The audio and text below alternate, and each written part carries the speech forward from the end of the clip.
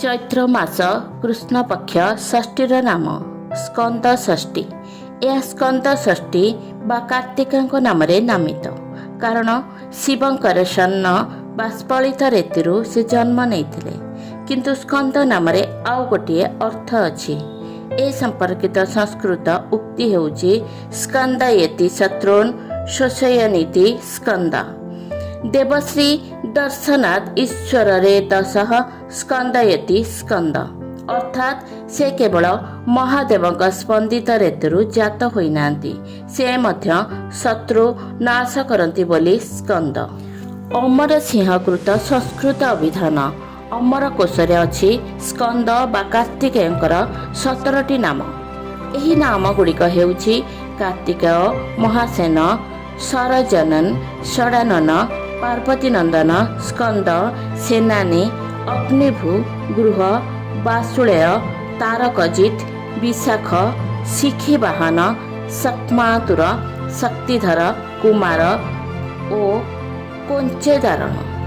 ଏ 17ଟି ଯାକ ନାମ ପଛରେ ସ୍ୱତନ୍ତ୍ର କଥା ଗାଥା ରହିଛି।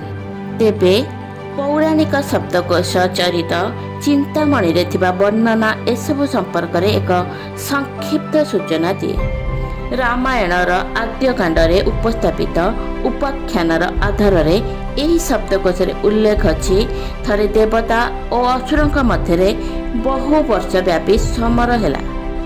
ଦେବତାମାନେ ରାକ୍ଷସପତି ତାରକାର ଅତ୍ୟାଚାରରେ ମହାକଷ୍ଟ ପାଇ ଜଣେ ଉପଯୁକ୍ତ ଦେବସେନାପତିଙ୍କର ଅନ୍ୱେଷଣ କଲେ। ସେଥିପାଇଁ ସେମାନେ ବ୍ରହ୍ମାଙ୍କର ସାହାଯ୍ୟ ଲୋଡ଼ିଲେ। ବ୍ରହ୍ମା କହିଲେ, ମହାଦେବଙ୍କର ସହିତ ହିମାଳୟ ନନ୍ଦିନୀ ପାର୍ବତୀଙ୍କର ବିବାହ ସମ୍ପନ୍ନ ହୋଇପାରିଲେ ମହାଦେବଙ୍କର ଔରସରେ ଯେଉଁ ପୁତ୍ର ଜାତ ହେବ, ସେ ଦେବତାମାନଙ୍କର ଉପଯୁକ୍ତ ସେନାପତି ହୋଇ ତାରକାସୁରକୁ ନିଧନ କରିବେ। ଏହି ପରାମର୍ଶ କ୍ରମେ ଦେବତାମାନେ ମହାଦେବଙ୍କର ସହିତ ଉମା ବା ପାର୍ବତୀଙ୍କର ବିବାହ କାର୍ଯ୍ୟ ସମ୍ପନ୍ନ କରାଇଲେ। ଈଶ୍ୱର ପାର୍ବତୀଙ୍କର ମିଳନ ସମୟରେ ମହାଦେବଙ୍କର ସ୍ଫଳିତ ରେତ ଅଗ୍ନିରେ ପଡ଼ିଲା। ଅଗ୍ନି ତାହାକୁ ଗଙ୍ଗାରେ ନିକ୍ଷେପ କଲେ। ଗଙ୍ଗା ତାହାକୁ ଧାରଣ କରି ନ ପାରି ହିମାଳୟ ପାର୍ଶ୍ୱସ୍ଥ ସରବଣରେ ଫିଙ୍ଗିଦେଲେ। ସେଥିରୁ ଏକ ଉଗ୍ର ତେଜ ସମ୍ପନ୍ନ ସନ୍ତାନ ସୃଷ୍ଟି ହେଲେ।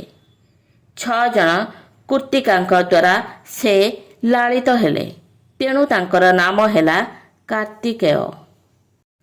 ସ୍କନ୍ନ ରେତରୁ ଉତ୍ପନ୍ନ ହୋଇଥିବାରୁ ତାଙ୍କର ନାମ ହେଲା ସ୍କନ୍ଦ। ସେ କୁମାର ବ୍ରତଧାରୀ ଥିଲେ ଏବଂ କୌଞ୍ଚ ପର୍ବତକୁ ବିଦ୍ଧ କରିଥିଲେ। ସେ ଦେବ ସେନାପତି ରୂପେ ତାରକା ଅସୁରକୁ ନିହତ କରିଥିଲେ। ବରାହ ପୁରାଣ ଅନୁସାରେ ଚୈତ୍ର କୃଷ୍ଣ ଷଷ୍ଠୀ ତିଥିରେ ବ୍ରହ୍ମାଙ୍କର ଦ୍ୱାରା ସ୍କନ୍ଦ ଦେବ ସେନାପତି ପଦରେ ଅଧିଷ୍ଠିତ ହୋଇଥିଲେ, ତେଣୁ ତାହା ସ୍କନ୍ଦ ଷଷ୍ଠୀ ରୂପେ ପାଳିତ ହୁଏ। ଜୟ ଜଗନ୍ନାଥ, ଜୟ ଜଗନ୍ନାଥ, ଜୟ ଜଗନ୍ନାଥ।